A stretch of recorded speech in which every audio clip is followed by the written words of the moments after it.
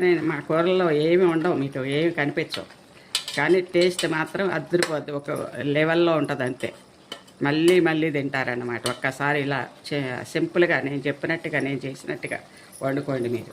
పచ్చళ్ళు కానీ ఇవి కానీ. నేను నిమ్మకాయతో, ఎందుకంటే అందరూ చేస్తున్నారు, చింతపండుతో చేస్తున్నారు అందరూ, నేను చేయొద్దు అని చెప్పేసి అని కొన్ని చేస్తున్నాను అన్నమాట.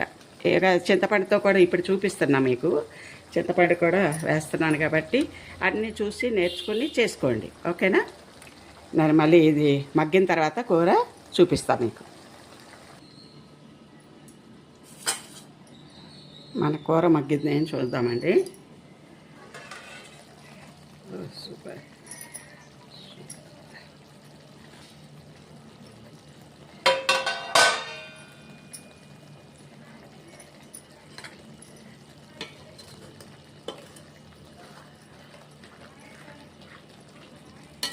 ఇంకా 5 నిమిషాలు అయితే పెట్టండి.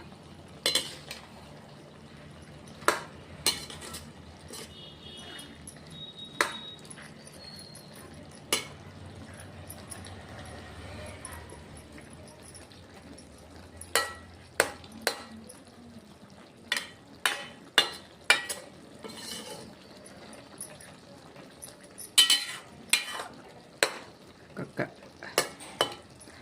5-10 నిమిషాలు పడుతుందిలేండి, మామూలుగా కాదు, 10 నిమిషాలు పడుతుంది. తర్వాత